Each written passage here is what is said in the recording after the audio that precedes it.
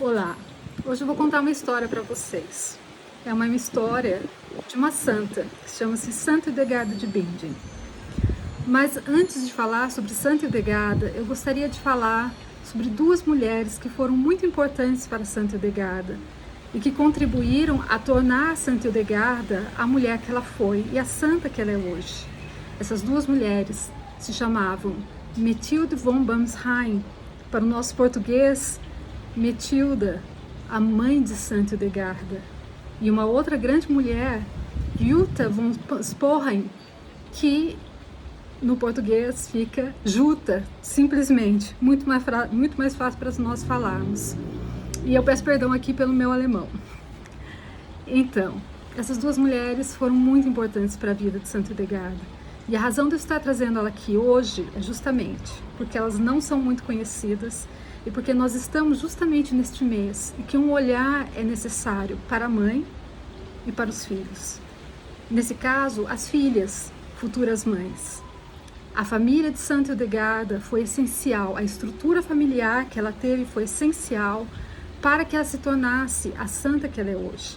Santa Hildegarda mesmo deixa em seus escritos a importância da família que ela teve na sua vida.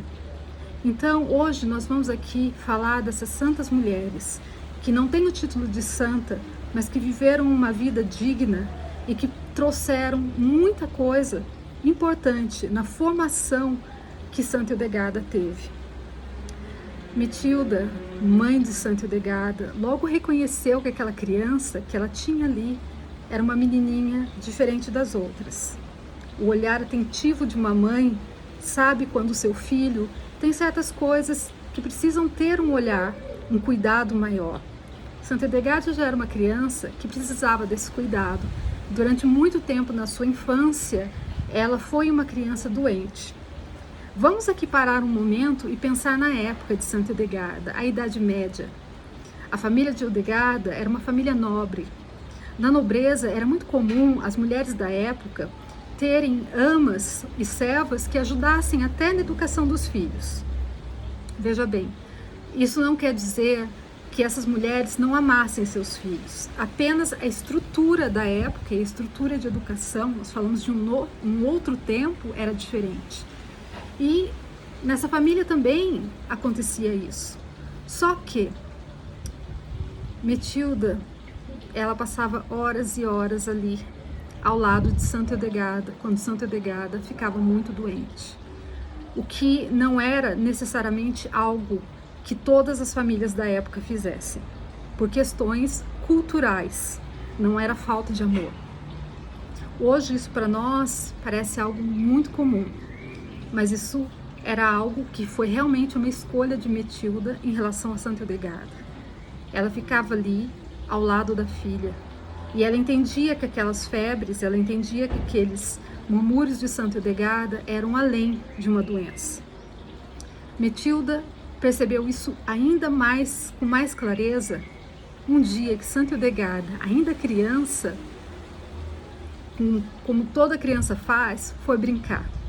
Nessa época, a Hildegarda já era um pouco mais velha, ela já se expressava, ela já falava. E Santa Hildegarda viu um bezerrinho, a coisa mais linda, e ela se encantou com aquele bezerrinho. E ela percebeu que o bezerrinho tinha manchas na cabeça, manchas no corpo e manchas na patinha. E ela, toda contente, como toda criança faz quando descobre algo maravilhoso, foi contar para sua serva, para a moça que a acompanhava, e falou: olha, tem um bezerrinho, eu vi um bezerrinho e ele tem manchinhas na cabeça, manchinhas no corpo, manchinhas na patinha. Imagina a Hildegarda criança, maravilhada com isso. E aí, a menina que acompanhava olhou, cadê o bezerrinho? Ela não viu o bezerrinho, ela viu a vaca, ela viu a mãe do bezerrinho. Ela viu aquilo e ela riu. E ela falou: Hildegarda, não tem bezerrinho, é a vaca. E aí a Hildegarda falou: não, tem o bezerrinho. E bateu o pé, eu vi o bezerrinho. E essa história ficou muito divertida na boca da serva que contou isso para o resto da família. E todo mundo riu. Mas a risada parou o dia que a vaca deu à luz aquele bezerrinho, porque o bezerrinho, ele estava ali com a vaca, ele estava ali com a sua mãe, e ele sim tinha essas manchinhas na cabeça, no corpo e nas patinhas, da mesma forma que Santa Edegada tinha descrito. A diferença é que Santa Edegada o viu dentro do ventre de sua mãe, e isso transformou o olhar daquelas pessoas, inclusive da sua família, sobre Santa Edegada. E aí sua mãe se deu conta ainda mais que não só ela via um dom especial, como aquele dom especial precisava ser apurado, que ali uma semente divina tinha sido plantada e como uma semente precisa ser cuidada. Certamente ela questionou que tipo de educação ela poderia dar para uma criança que mostrava claramente o chamado de Deus. E em diálogo com seu marido, ambos concordaram que Santa Edegada deveria entrar para um convento. Voltando à Idade Média, Edegada nasceu num período que era muito comum as famílias entregarem a 10ª criança aos pais, ao convento, no caso das meninas. E no caso dos meninos, serem entregues ao mestre de armas, porque eles iriam aprender a arte da cavalaria. Isso era algo muito importante, porque veja bem, hoje nós temos escolas, tá? Então você manda o seu filho para a escola. E na época, essa formação era dada dentro dos mosteiros, conventos, e no caso dos meninos, né, aprenderem a montar, a lutar, a cavalgar, isso era feito com os mestres de armas, né, com as pessoas ali que lidavam com a cavalaria. E havia idades mais ou menos para se fazer isso, né, que variavam entre 5 e 7 anos. No caso, a decisão dos pais de Santa Edegada foi entregá-la ao convento aos 7 anos de idade. Ela foi entregue de comum acordo para os pais, também para a formação que ela deveria receber, né, a formação de estudos. E bom, o que aconteceu? Um dia a criança, né, um dia Santa Edegada chegou aos 7 anos. Então, quando a gente lê isso nos livros de histórias, parece tão simples, né? Bom, Santa Edegada era a 10ª criança, Santa Edegada foi entregue para o convento aos 7 anos de idade, Santa Edegada depois fez os votos para ser irmã, mas na vida real não é assim que funciona. A mãe dela sentia que era esse o procedimento, ela sentia que era isso que devia ser feito. O pai de Santa Edegada aceitou que isso fosse feito. E ela também era a 10ª criança da família, então já havia ali uma estrutura de entrega de Santa Edegada a Deus. Mas ela era mãe, ele era pai. E a mãe que estava ali, que passou horas e horas ao lado daquela filha que ela tanto amava, ia entregar ela para um convento e ia se despedir daquela filha tão amada. Mesmo sabendo que era para Deus. Porque mãe é aquilo, você deixa o seu filho e você entrega para Deus com o coração em paz, porque Deus certamente vai cuidar. Mas você sabe que você não vai mais ver a sua criança. Então, aquele dia para a mãe e o pai de Edegada era um dia de misto, de alegria e de uma certa tristeza, porque aquele pai amava Santa Edegada demais. É preciso colocar aqui que a família que ela nasceu era uma família de amor. E aquele dia Santa Edegada também ia se despedir do pai, da mãe, tão amorosa, de Metilda, que esteve ali com aquele olhar atento à criança que ela tinha ali diante dela e a responsabilidade de mãe diante de uma educação para o mundo e uma educação para Deus. E era um dia de despedida. Mas isso foi pensado. Sabia-se dessa entrega de Santa Edegada para um convento, mas sabia-se também que isso deveria ser feito de uma maneira correta. E a maneira correta era qual? A maneira correta é segundo a vontade de Deus, que foi o que eles fizeram.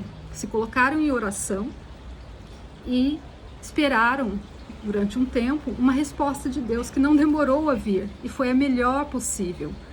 porque perto deles havia uma jovem que se chamava Jutta von Spanien, perdão pelo meu alemão, que a gente vai chamar aqui de Jutta, que é o que a nossa pronúncia em português permite.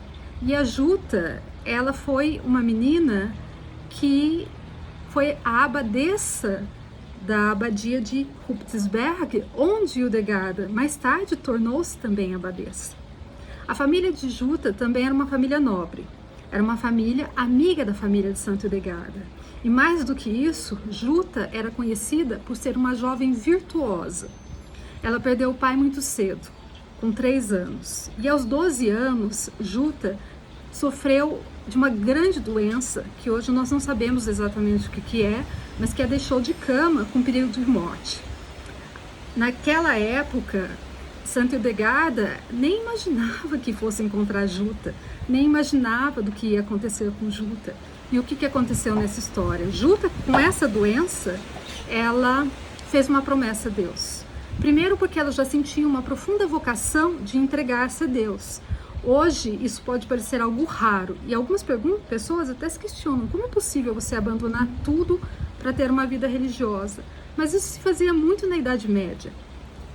Diferente do que as pessoas pensam, e que é uma verdade também, na Idade Média acontecia sim de algumas famílias dizerem para as crianças: você vai ser isso, você vai ser aquilo, você vai ser aquilo outro.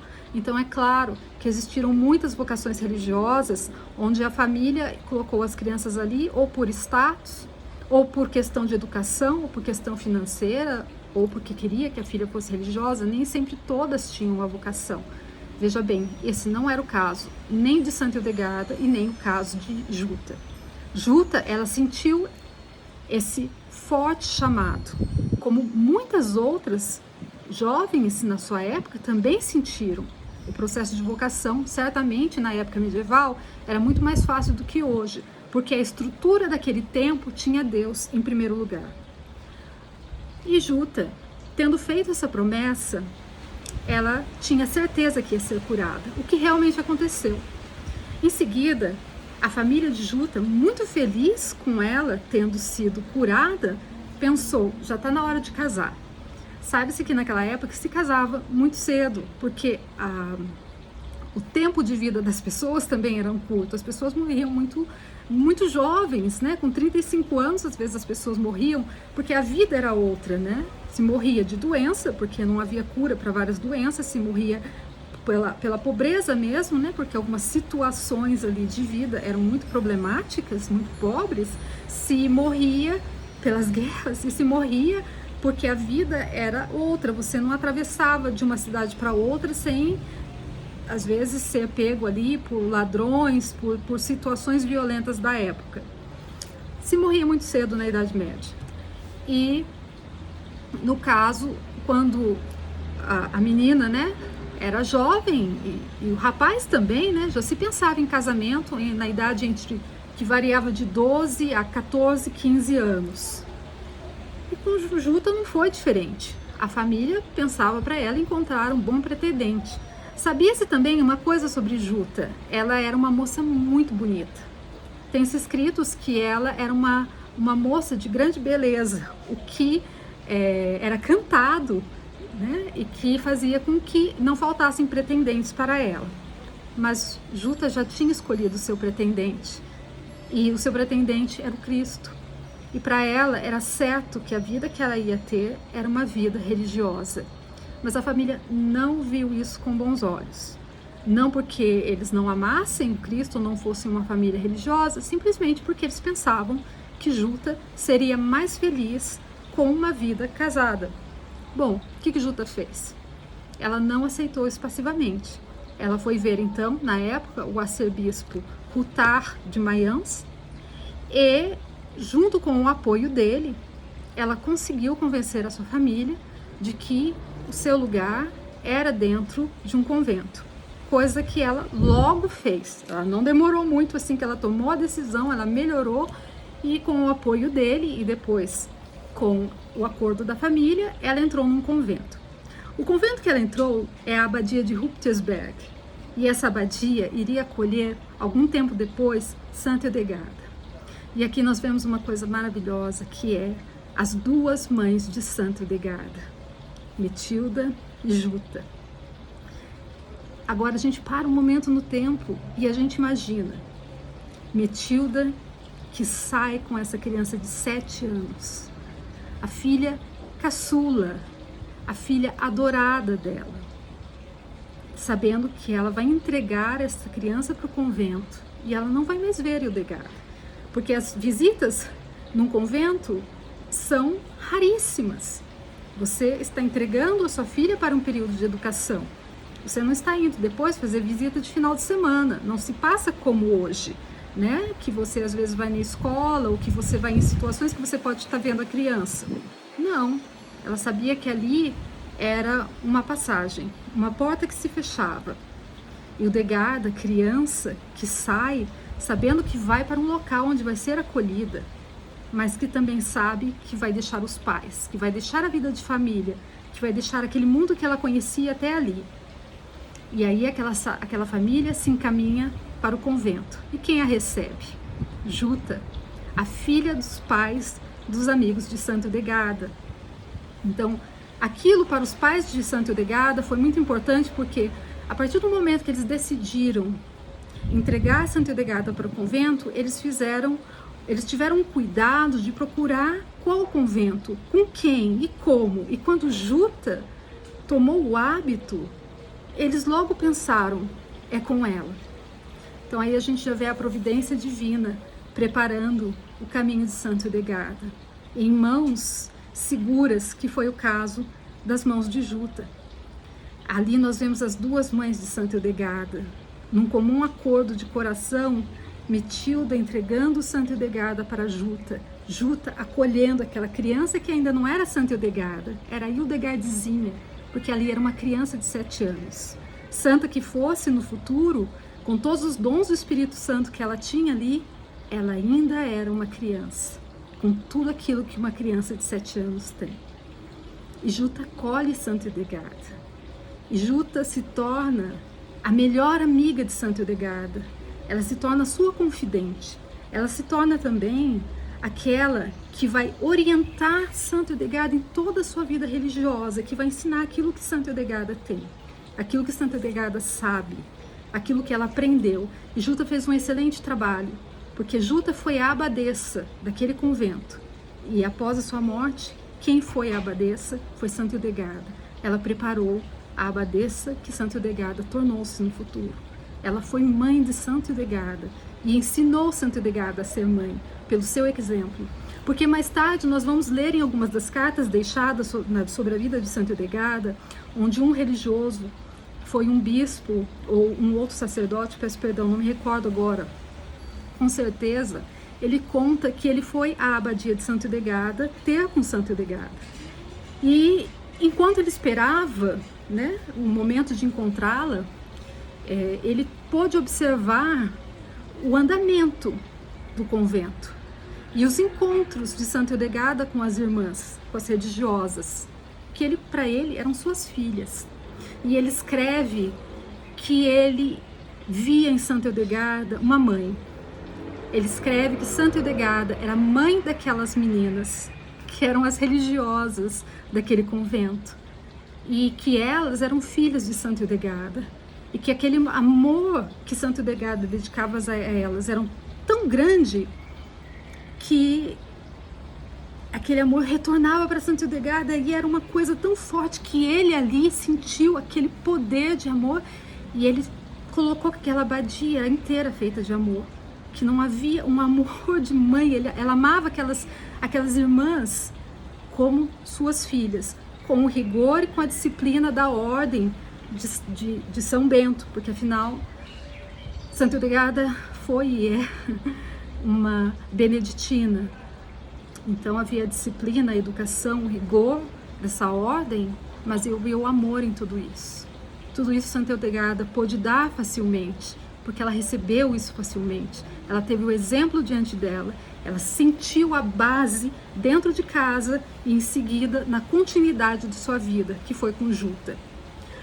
Juta recebeu Santo Edgardo com muito amor, certamente, porque só o amor pode transformar de uma maneira tão poderosa a vida de uma criança como foi o que aconteceu com Santa Hildegarda. Mas não pense que Juta era muito mais velha que Santa Hildegarda. Não. Apesar de nos desenhos e nas representações gráficas deixadas desse período, muitas feitas posteriormente, retratarem Juta como uma mulher muito mais velha, ela tinha 6 anos a mais que Santa Hildegarda, mas ela já estava revestida de uma grande maturidade espiritual quando ela recebeu Santa Hildegarda. Juta ensinou muita coisa para Santa Hildegarda, de bom, e outras mais dolorosas, porque quando Juta veio a falecer, quando Juta morreu para o céu, Santa Hildegarda foi aquela que acompanhou-a até o fim. E foi Santa Hildegarda que a despiu, que trocou a sua roupa, que a preparou. E Santa Hildegarda descobriu que Juta se mortificava além daquilo que deveria ser feito. Na época, a mortificação era muito comum e Juta exagerou nas mortificações. Juta exagerou no jejum. Juta exagerou em certos processos que acabaram por enfraquecer o seu corpo. Ela já era de uma constituição fina e aquilo foi demais para ela. Quando Santa Hildegarda descobriu aquilo, coisa que ela não sabia, aquilo a marcou profundamente. Todo o legado que Santa Hildegarda nos deixou repousa em cima de uma palavra que Santa Hildegarda não deixa de repetir: a moderação em todas as coisas. Certamente, aquele olhar para a mulher que ela tanto amava e que ela tinha como mãe até aquele momento, lhe fez refletir que a moderação é necessária para a continuidade de tudo. E certamente Juta teria continuado um pouco mais ao seu lado se tivesse ouvido um pouco mais de moderação em algumas coisas. Isso é algo que nós jamais vamos saber. O que nós sabemos hoje é que a moderação é algo que Santa Hildegarda traz para nós e nos deixa ensinando que ela deve estar em tudo, nas práticas diárias da vida, na sua rotina, no seu mundo emocional e no seu mundo espiritual, onde Deus pode ser escutado nessa moderação, que é o quê? Equilíbrio. Equilíbrio, uma vida equilibrada em todos os sentidos.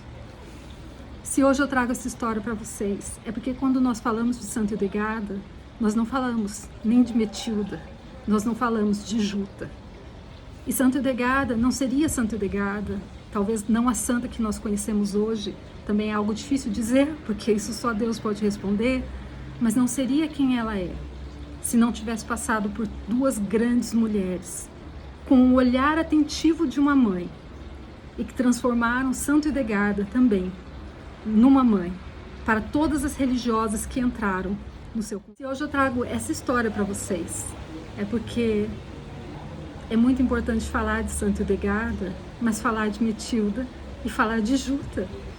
Nós não conhecemos o suficiente nem de uma e nem de outra.